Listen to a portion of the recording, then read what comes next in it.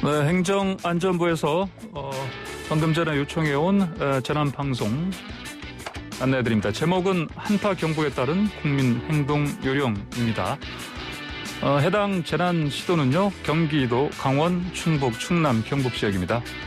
방금 전에 7시 56분에 요청해온 상황들이고요. 자세한 내용을 보면은 올겨울 최고 한파 상황입니다. 계속되는 한파로 피해 발생 위험이 커져 안내해드립니다. 야외 활동은 되도록 자제하고 부득이하게 외출할 때는 내복, 목도리, 모자, 장갑 등으로 체온을 유지하고 특히 연세 많은 어르신, 장애인이 홀로 거주하는 경우 수시로 전화 등을 통해서 안부를 확인해야 합니다.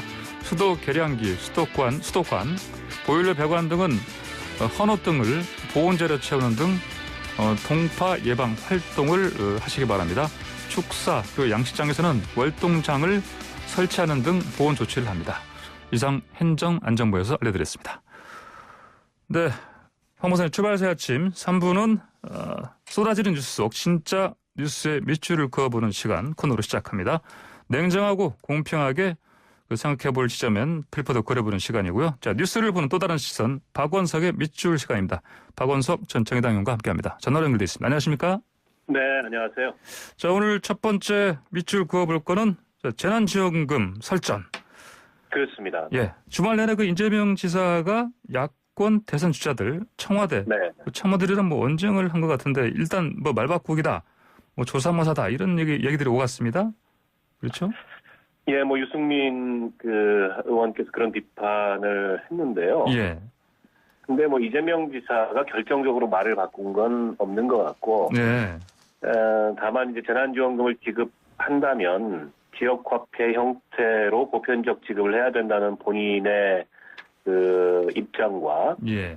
소신을 여전히 밝히되, 그러나 재난에 따른 고통이 누구에게나 평등한 건 아니다 라는 지적도 일리가 있기 때문에 예. 그런 점들을 감안해서 신속히 논의하되 여전히 선택한다면 지역화폐형 이 보편적 재난지원금으로 가야 된다 이런 예. 입장을 밝힌 것을 두고서 유승민 의원께서 재보궐선거를 앞두고 다소 정략적으로 입장을 변경하는 거 아니냐. 예. 이런 비판을 했는데요. 저는 기본적으로 아마 이제 4차 재난지원금이 필요할 거라고 봅니다. 오늘부터 3차 재난지원금이 지급이 시작되는데, 예. 이거는 사실은 피해 업종이나 또 피해가 극심한 계층에 대한 긴급한 처방으로 지급을 하는 거고, 예.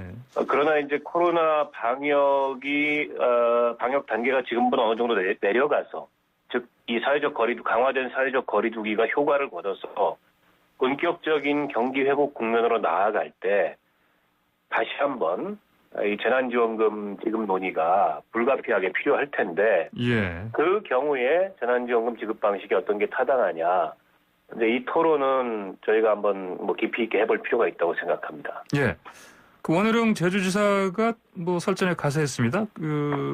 이재명 지사의 원래 선거 주요 키워드 아닙니까? 공정을 또 언급하면서 비판을 했습니다. 네. 아마 이제 이재명 지사의 보편적 재난지원금이 일종의 이제 형식적 평등의 논리를 띠고 있는데, 예. 이게 실질적으로는 코로나19로 인해서 거의 고통을 받지 않는 사람과, 예. 또 고통이 큰 사람들 간의 실질적인 이 공정을 기하지는 못하는 방식 아니냐. 네. 그러면서 이건 공정한 방식 아니다. 이런 비판을 했는데요. 근데 이제 국민들 의견을 여론조사를 통해서 들여다보면 꼭 그렇지 않은 것 같습니다. 여전히 국민들은 보편적 지원에 대해서 이제 더 많은 점수를 주고 있고, 네. 또 지난해 이맘때 정부가 1차 재난지원금을 지급하면서도 유사한 논쟁이 있었는데, 결국에는 보편적 지원에 대한 여론의 지지가 높기 때문에 보편적 지원으로 갔던 거고, 정책의 효과 측면에서도 이게 기한이 정해져 있는 소멸성 지역화폐 형태의 보편적 지원으로 갔을 때, 예. 골목 상권이라든지 이런 데에 이제 돈이 도는 그런 소비 증대 효과를 가져왔다는 게 어느 정도 나타나고 있잖아요. 예. 그런 면에서 봤을 때 경기 회복이라는 측면에서 봤을 때는 피해를 입은 중소자영자들도 정부에서 선별 지원 형태로 일부 지원금을 주는 것보다 사실은 이 보편적 재난지원금을 주어서 돈이 돌게 하고 소비가 이루어지는 게 하는 것이 더 낫다 이런 여론도 있는 것 같아요. 그래서 이거를 뭐 형식적 평등이냐 실질적 공정이냐 이런 차원의 문제로 논의할 건 아닌 것 같고 만약에 고통을 받지 않는 사람들에게까지 이렇게 보편적 지원을 하는 게 과하다라는 그 문제의식도 좀 타당한 측면이 있다고 보거든요. 그런 문제의식을 보완하려면 추후에 그런 분들이 좀 더 낼 수 있게 하는 방안을 검토할 수 있지 않을까 생각합니다. 자, 이재명 지사 그 측근으로 분류되는 그 의원이죠. 이규민 더불어민주당 의원이 자, 유승민 전 의원한테 아니 이거 웬 노이즈 마케팅이냐 이런 식으로 비판을 했습니다. 이런 내용까지 써가면서 왜 이런 비판을 했을까요?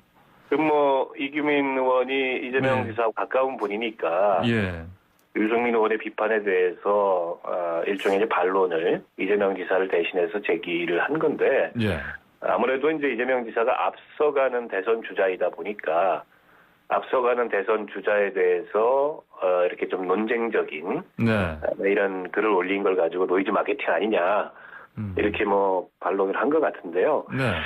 글쎄요, 뭐 유승민 의원도 또 일관되게 그 입장을 견지해온 분입니다.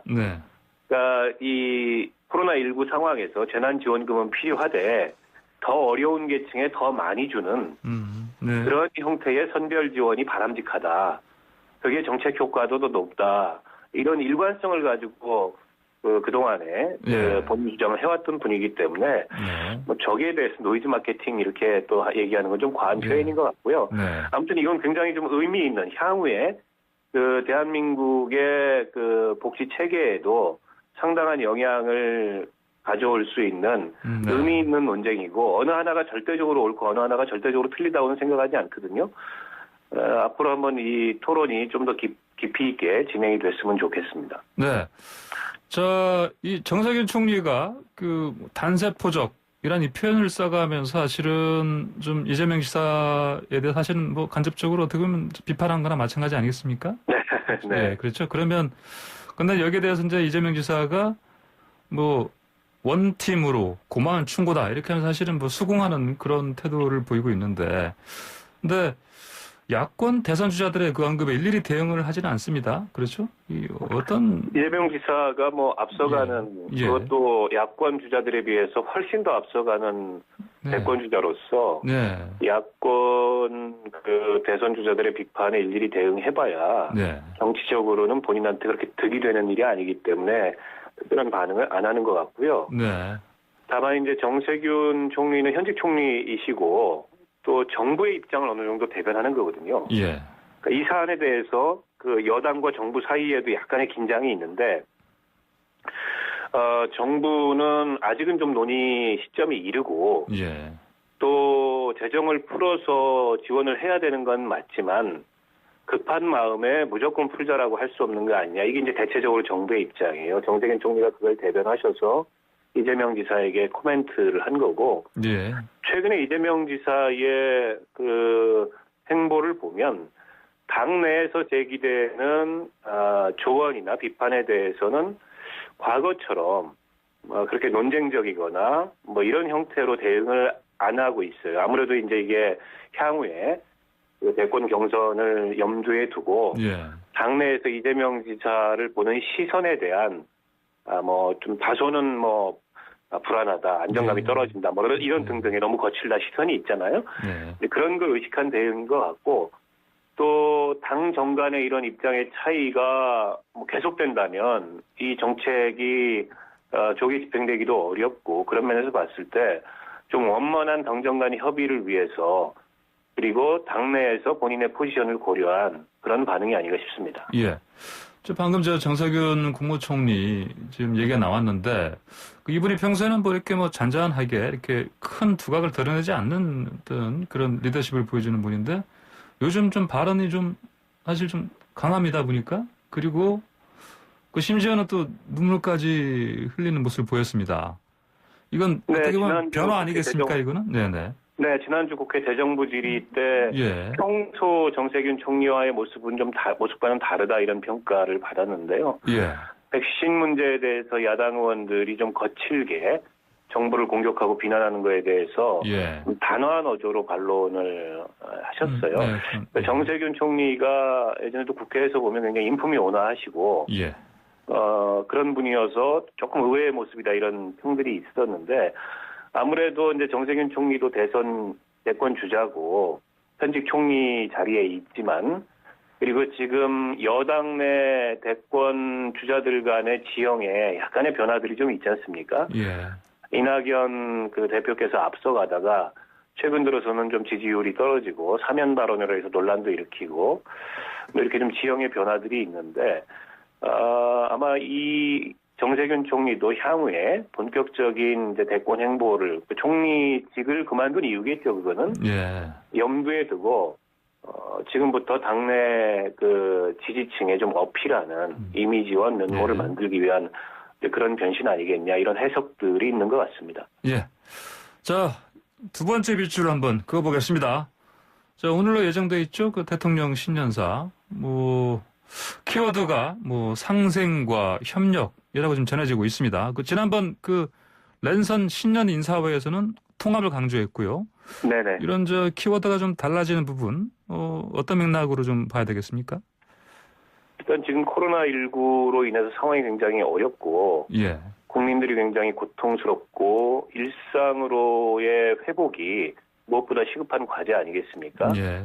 그러니까 결국에는 이제 방역, 민생, 경제 세 가지가 가장 중요한 요소인데, 이 세 가지를 제대로 정부가 이뤄냄으로써 예. 국민들이 일상으로 돌아가도록 하기 위해서 이 상생과 협력, 즉 연대와 협력이라는 게 매우 중요한 그런 우리 사회에 지금 필요한 가치나 태도 아니겠냐라는 점에서 이에 대한 좀 방점을 두고 말씀을 하시지 않겠나 이런 관측이 있고요. 예. 또 한 가지는 이제 결국에는 코로나19 그 방역이 중요한 게 이게 이 건강이나 국민들의 안전, 생명 보건 차원에서 중요하지만 예. 경제 측면에서도 굉장히 중요하거든요. 지금은 방역이 최대의 경제라고 볼 수 있습니다. 방역을 잘하는 게.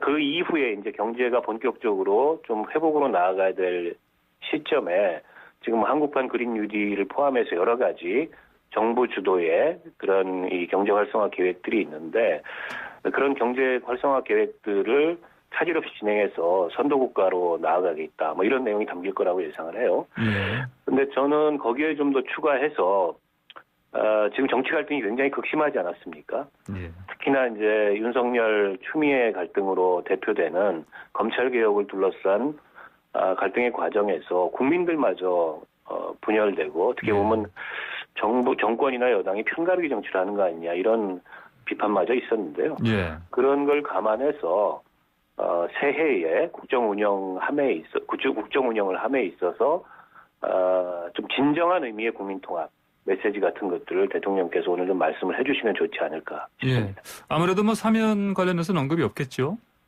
예, 아직 그거는 상고심 재판이 안 끝났기 때문에 예. 또 한 번 이게 논란이 일어나서 여러 가지 비판도 있었기 때문에 오늘 신년사에서 그 언급을 하시지는 않을 것 같고요. 네. 18일 날 이제 신년 기자회견은 상고심 재판 이후이기 때문에 그렇죠. 예. 또 이제 언론이 여러 가지 질문들을 하지 않겠습니까? 네.